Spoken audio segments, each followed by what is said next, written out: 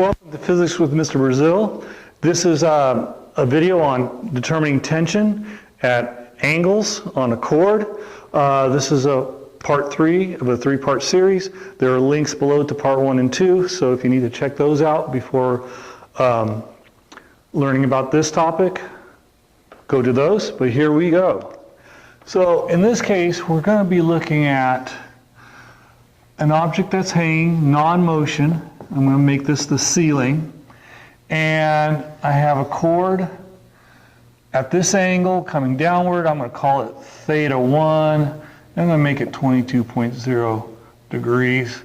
And then I have another chord out here. And I'm just going to make this theta 2 equal to 43. Let's make that different. So 43.0 degrees. And we're going to put an object hanging from another chord straight down. And we're going to determine, let's make this object like 10.0 kilograms. Let's say this is tension 1, tension 2, tension 3. So we have 3 tensions. We have these chords. It's attached to a ceiling or some beam. And we're going to determine the tension on the chords. The first one that's kind of easy to tackle, since this object is not in motion, is tension 1. Since it's not accelerating, this is not stretching, we're going to assume that all 3 chords are massless. We can determine T2 as a fixed point, much like the lesson in part 1. So we can treat this as a single system, and we can determine the tension. So for this, the net forces, or the sum of forces, and I'm going to say in the y direction, because there is no x, just y direction, and I'm going to call it 1, sub 1. It'll be tension 1 minus Fg sub 10 equals 0. Non-accelerating, so the net force is always equal to ma, but a is 0. Solving for tension, 1 equals Fg sub 10. We're going to add to both sides. So this is mg. So 10.0 kilograms, 9.80 meters per second squared. And that's going to give us 98.0 newtons. So the tension on the first chord here, T1, is 98.0 newtons. Now let's tackle the other 2 chords. That's going to have to be component vectors. So let me erase this system, and then what we're going to do is we're going to put a coordinate plane, or coordinate plane, at this junction here where all 3 chords meet. So I'm going to put a coordinate plane.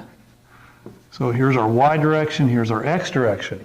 Now, what's sweet about this, if we were to look in the x direction here, we now have 2 parallel lines being bisected by these two chords, tension 1 and 3. So the angle that's up here is equal to below. So tension 1, angle 1, theta 1 are equal at this point, and theta 2 will be at this angle. So those 2 are equal. Now what's sweet about this is now we have a component vector in the x direction going this way, and we could extend this, and we have a component vector in the x direction for T2. We can sum those. In other words, we have a net force in the x direction that's equal to negative T2 cosine theta 1. Well, here's the deal. The reason it's negative, if this is our 0 at this junction for our coordinate plane, cosine to the left is always negative. Cosine to the right is always positive, so that's T3 cosine theta 2 equals 0. Well, this presents us a neat little package here. We can substitute this equation we can make a substitution where we can solve later for the y direction. Or we could go in the y direction and do a similar substitution. But let me show you what I mean. I'm going to solve for T3. In other words, T3 is going to be equal to the positive T2 cosine theta 1 over, since these are multiplying, cosine theta 2. I'm going to use this later for a substitution. Now I'm going to look at the y component for each tension. So I'm going to take the sum of vectors for the y. So it'll be, and what's beautiful about these, since these are above the 0, and for sine, it's positive. So this is going to be a positive T2 sine theta 1 plus T3 sine theta 2. And this is equal to, oh, I did something that my students do. We got to take into account gravity due to this mass, this direction. So we do have a negative component, meaning Fg sub 10 for the downward. So the tensions have a positive upward sign, negative for the mass pulling downward. And this will be also equal to 0. This will be equal to 0. Okay, so here's what I'm seeing. I now know what T3 is equal to. I can plug this in to this equation and solve for T2 and have a value. So let's take a look at what I'm going to write here. So I'm going to go T2 sine theta 1 plus, okay, and I'm going to write this in a different color so you can see it. I'm going to substitute T2 cosine theta 1 over cosine theta 2. This will be times sine theta 2 minus Fg sub 10 equals 0. And immediately you'll catch on to a couple things. This is sine above a cosine. Sine theta 2, cosine theta 2, that's going to be tangent. So what I'm going to do is I'm going to rewrite this so that it's in a format that you can see. So T2 sine theta 1 plus T2, and just for now, cosine theta 1 times tan theta 2. So because cosine is dividing to sine theta 2, that's tangent. And I'm going to make this equal to Fg sub 10. Now I can factor out T2. See, T2 factors out. There's a plus. These are all multiplying. This is T2 times cosine 1 times tan theta 2. And since this is T2 is multiplying sine theta 1, I can factor this out. So I'm going to do that. So T2 times sine theta 1 plus cosine theta 1 tan theta 2 equals F sub G 10. Okay. I didn't write this in blue, just wanted to keep it together, but this cosine theta 1, these two are the same. What's sweet now is I can take this whole factor and divide it into Fg sub 10. So T2 is going to be equal to, make a nice long fraction bar, Fg sub 10 sine theta 1 plus cosine theta 1 tangent theta 2. Okay? So let's get a value for this. So 10.0 kilograms times 9.80 meters per per second squared. That's the top.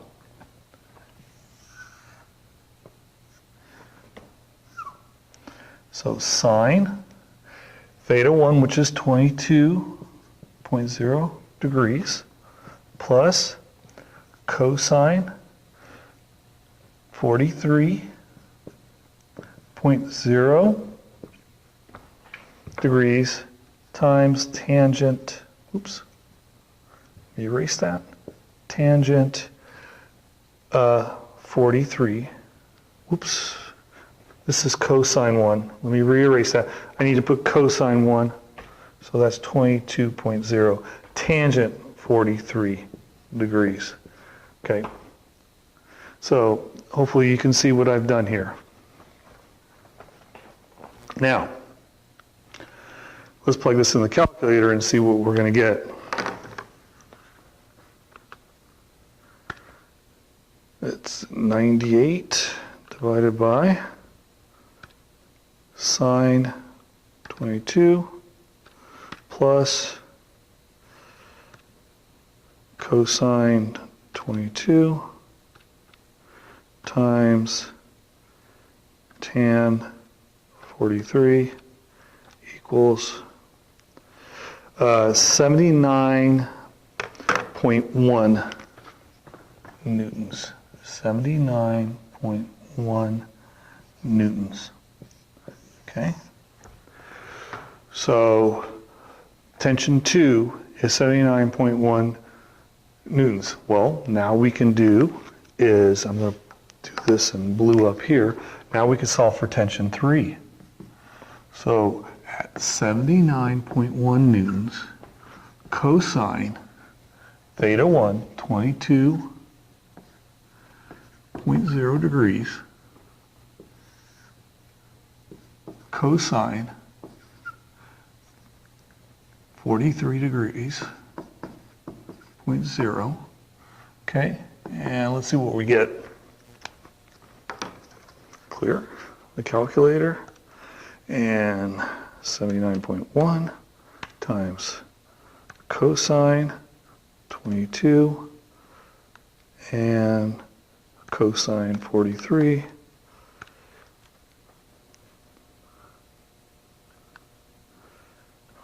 I left the parenthesis out, equals, okay, 100.3 newtons if we're going to 3 sig figs. So times 1.00 times 10 to the second Newton. Okay. So 100.3 newtons. This brings up something that's pretty interesting. If you look at this,